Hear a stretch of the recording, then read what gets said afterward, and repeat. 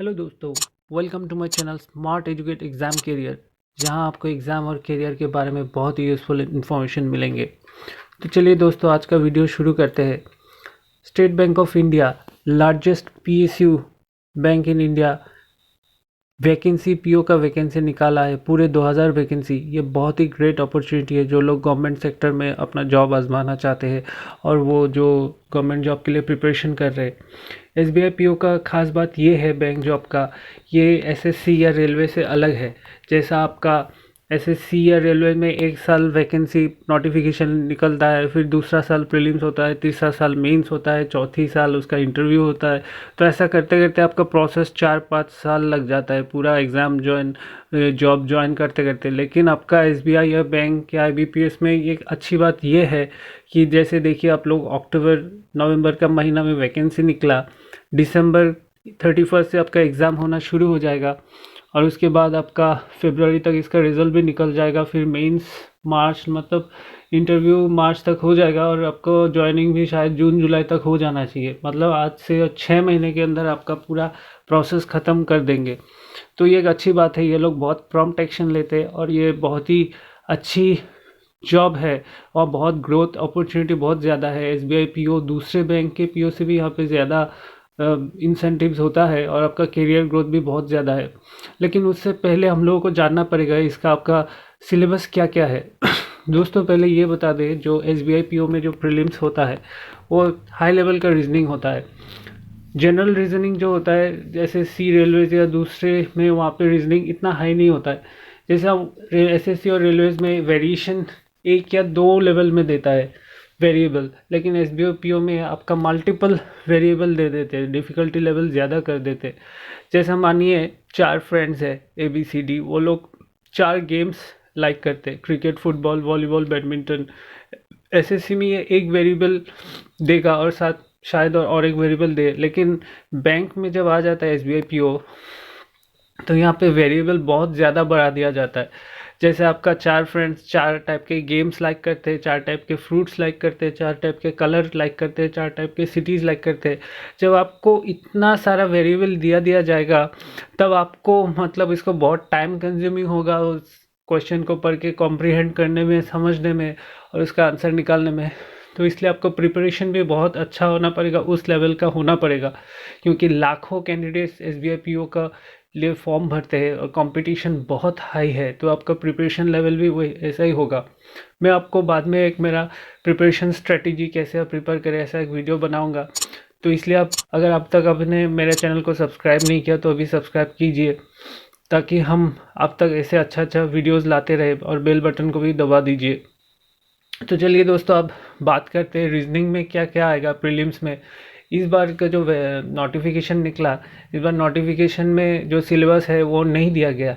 तो हमारी टीम ने ये जो पिछला साल एग्ज़ाम हुआ था उसके आधार पर ये निकाला है रीजनिंग में क्या क्या आएगा प्रीलिम्स में। तो देखते हैं, जो पहली है लॉजिकल रीजनिंग। लॉजिकल रीजनिंग ये कॉमन है, हर एग्ज़ाम में आता है, ये ज़्यादा टफ भी नहीं है, इजी होता है। लॉजिकल रीजनिंग के बाद अल्फ़ा न्यूमेरिक सीरीज़, कुछ मतलब अल्फ़ाबेट्स और नंबर से मिक्सड अप करके देंगे और वहाँ से आपको निकालना पड़ेगा, डैश डैश दे जो पूछा जाएगा। फिर तीसरा में है रैंकिंग डायरेक्शन अल्फ़ाबेट टेस्ट, ये भी आपका ज़्यादा टफ नहीं है। फिर आएगा डाटा सफिशिएंसी, आपको 2 सेंटेंस दिया जाएगा, फिर एक कुछ निकालने दिया बोलेगा, फिर वहाँ वहाँ डाटा सफिशिएंट है कि नहीं आपको निकालना पड़ेगा, ये आपको प्रैक्टिस चाहिए। फिर कोडेड इनइक्वलिटीज़, फिर सीटिंग अरेंजमेंट और पजल। दोस्तों, सबसे ज़्यादा जो क्वेश्चंस पूछे जाते हैं सीटिंग अरेंजमेंट और पजल में, और ये मतलब बहुत ज़्यादा टाइम कंज्यूमिंग है, तो इसलिए आपको इसके लिए अच्छा प्रिपरेशन चाहिए। फिर टेबुलेशन, साइलोजिज्म, ब्लड रिलेशन आएगा, input output, coding decoding. Syllogism इतना ज़्यादा टफ नहीं है, अगर आप थोड़ा इसको अच्छा से देखते हैं और कुछ यूट्यूब वीडियोस या इंटरनेट में जो मटेरियल अवेलेबल है उसको देखते हैं, तो ये ज़्यादा टफ नहीं है, आप मिल जाएगा। तो चलिए, इसका वेटेज कितना है इसमें देखते हैं। वेटेज में देखिए, ये पूरा टेबल अगर आप देखते हैं तो इसमें सबसे ज़्यादा वेटेज जो है वो पजल और सिटिंग अरेंजमेंट में दिया गया है। इसमें करीब 19 का वेटेज है, इसका मतलब है सबसे ज़्यादा क्वेश्चन यहीं से आएगा। तो अगर आप एसबीआई पीओ प्रीलिम कम क्लियर करना चाहते हैं तो आप इस सेक्टर में आपको थोड़ा ध्यान देना पड़ेगा। और यहाँ पे अगर आपको देखा जाए 5 क्वेश्चन आए, 5 क्वेश्चनों में से 2 क्वेश्चन इजी होता है, बाकी 3 का डिफ़िकल्टी लेवल हाई होता है। तो पहले जो इजी है उसको सॉल्व कीजिए, बाकी उसके बाद जितना आपका होता है उतना कीजिए। तो पजल और सिटिंग अरेंज में भी वेरिएबल ज़्यादा होता है, तो इसलिए देख के एक बार सारे 4-5 क्वेश्चन जो आएंगे उसको देख के फिर आपका अटेम्प्ट कीजिए। उसके बाद टेबुलेशन और साइलोजिजन इतना टफ नहीं है, थोड़ा प्रैक्टिस से आप कर पाएंगे। ब्लड रिलेशन, कोडिंग डिकोडिंग ये सब हो जाएगा। और लॉजिकल रीजनिंग में 2 वेटेज है, ये भी हो जाएगा, ज़्यादा टफ नहीं है। तो लगभग देखा जाए जो मेन पार्ट है इनको आप अपना जो गुड एरियाज हैं वहाँ पे आप हिट अगर अच्छा से कर सकते हैं तो आप इजीली क्रॉस कर सकते हैं। तो नेक्स्ट जो आता है क्वांटिटेटिव एप्टीट्यूड में क्या आता है वो देखते हैं।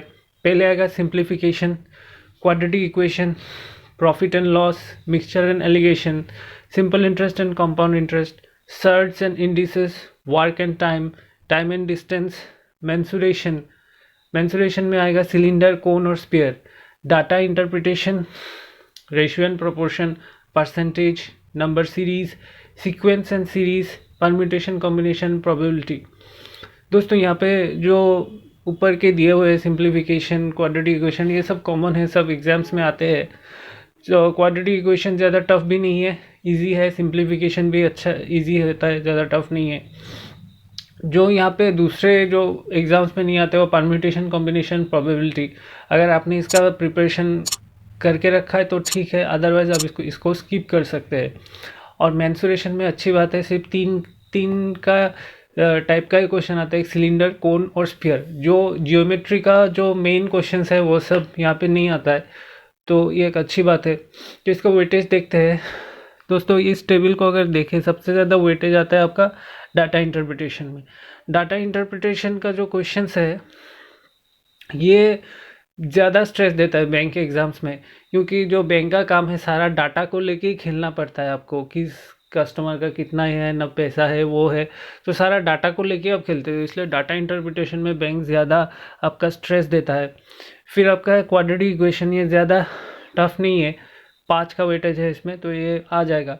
और एक बात ध्यान में रखिए, डाटा इंटरप्रिटेशन में 5 क्वेश्चन जैसा आएगा, 4-5, तो वहाँ पे आप पहले देख लेना है कौन सा इजी है, पहले उसको अटेम्प्ट कीजिए। जो हार्ड है और डिफ़िकल्टी लेवल बढ़ा दिया जाता है उसमें, तो बाद में अटेम्प्ट कर सकते हैं। सीक्वेंस एंड सीरीज वो भी ज़्यादा टफ नहीं होता है। Time and distance, work and time, simple interest, common compound interest सब कॉमन है। आप लोग ये अच्छा से प्रिपरेशन करेंगे तो ये क्वांटिटेटिव एप्टीट्यूड में आप पार हो जाएंगे, अच्छा मार्क्स मिलेगा आपको।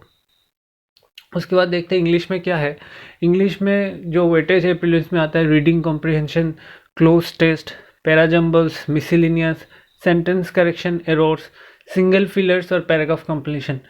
एसबीआई पीओ में जो प्रीलिम्स में और खासकर मेंस में रीडिंग कॉम्प्रिहेंशन में ऐसा होता है जैसे आपका 2-3 सेंटेंस को जोड़ दिया जाता है। अगर आपको एक सेंटेंस में एक चीज़ बोल के उसको फुल स्टॉप कर दिया जाए तो इजी होता है, लेकिन उसको जब 2-3 और सेंटेंस जोड़ के एंड और लगा के कंजंक्शन प्रीपोजिशन लगा के लंबा कर दिया जाता है तो उस सेंटेंस को समझने में आपको ज़्यादा टाइम लग जाता है।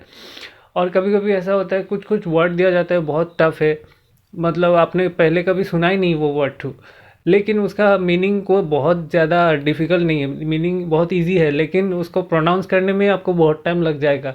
तो वहाँ पे आपको टाइम कंज्यूम कर लेते हैं वो लोग। ये आपको स्पीड को स्लो डाउन करने का स्ट्रेटजी है ये लोग का क्वेश्चन का। तो इसका सिर्फ एक ही उपाय है, आपको पढ़ते रहना पड़ेगा, प्रैक्टिस करते रहना पड़ेगा, या फिर न्यूज़पेपर्स का जो एडिटोरियल है वो भी पढ़ सकते हैं। रीडिंग कॉम्प्रिहेंशन को आपको शार्प करना पड़ेगा, समझना पड़ेगा चीज़ को।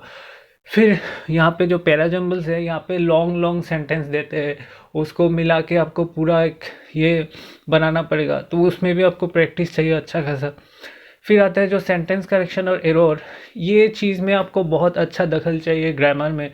अगर आपका ग्रामर इतना अच्छा नहीं है और आपका प्रैक्टिस इतना अच्छा नहीं किया तो ये सब को ज़्यादा श्योर नहीं होने से अटेम्प्ट नहीं करना ही अच्छा है, क्योंकि यहाँ पे मिस्टेक्स होने का चांसेस बहुत ज़्यादा होता है एरर में और सेंटेंस करेक्शन में।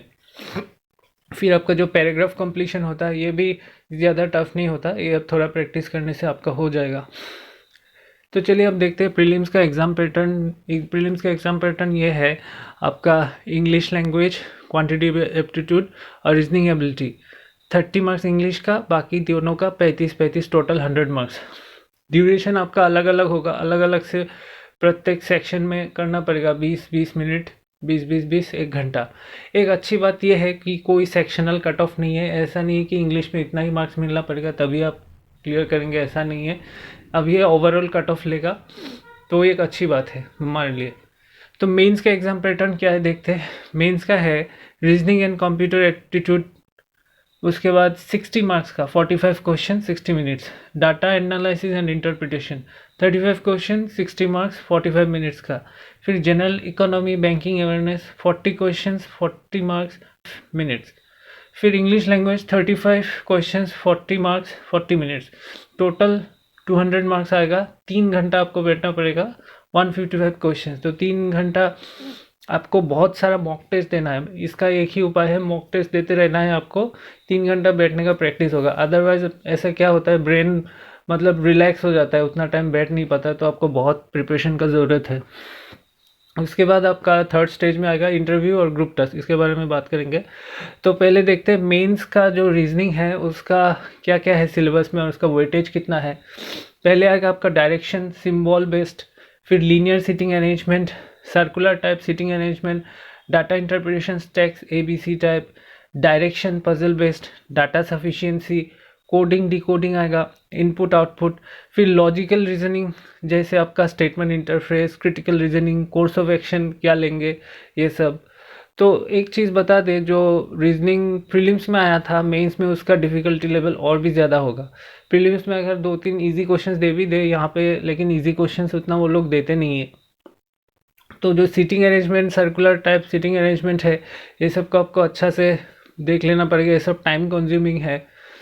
और आपका लॉजिकल रीजनिंग है, ये सब अच्छा से मॉक टेस्ट अगर देते हैं तो आप लोग कर पाएंगे।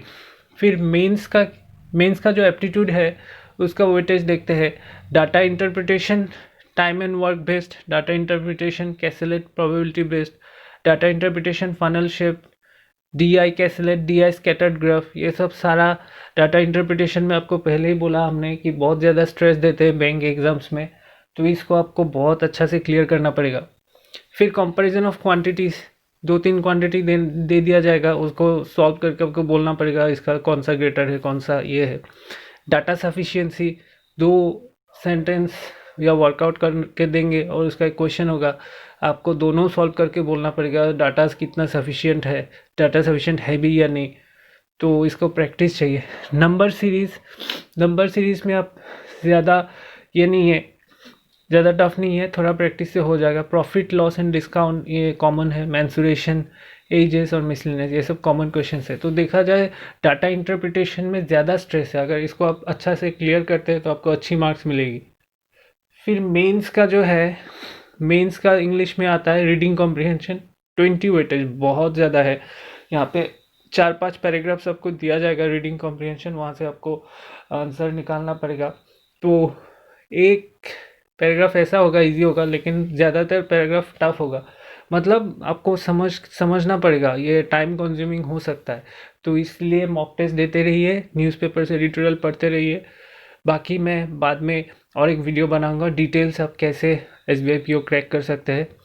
उसके बाद है फेज रिप्लेसमेंट, उसके बाद पैराजम्पल सेंटेंस रीअरेंजमेंट, यहाँ पे लंबा लंबा सेंटेंस दिया जाएगा तो आपको प्रैक्टिस चाहिए। फिल इन द ब्लैंक्स, ये सब आएगा 5 का। उसके बाद आता है आपका computer awareness with weightage. Computer awareness अब दोस्तों बता दे, यहाँ पे कोई सॉफ्टवेयर इंजीनियर वाला क्वेश्चन नहीं है। ये सेक्शन जो है इजी है और आप मार्क्स अच्छा से स्कोर कर सकते हैं अगर आप थोड़ा बहुत कंप्यूटर जानते हैं और अगर वो कंप्यूटर यूज़ कर रहे हैं। तो यहाँ पे internet, memory, keyboard shortcuts, computer abbreviation, Microsoft office, computer hardware, computer software, operating system, networking, miscellaneous, ये सब जो इंटरनेट में अवेलेबल स्टडी मटेरियल है वो सब देखने से काफ़ी है। आपको बाज़ार से कोई किताब खरीदना नहीं पड़ेगा। जो इंटरनेट में PDF अवेलेबल है, बहुत सारे कोचिंग इंस्टीट्यूट निकालते हैं, अगर आप एक को भी फॉलो करते हैं तो ये हो जाएगा। इसके अलावा आपका एक डिस्क्रिप्टिव पेपर होता है इंग्लिश में, वहाँ पे आपको ऐसे राइटिंग आएगा। ऐसे राइटिंग लिखना पड़ेगा, लेटर राइटिंग या प्रेसिस, ये सब आएगा।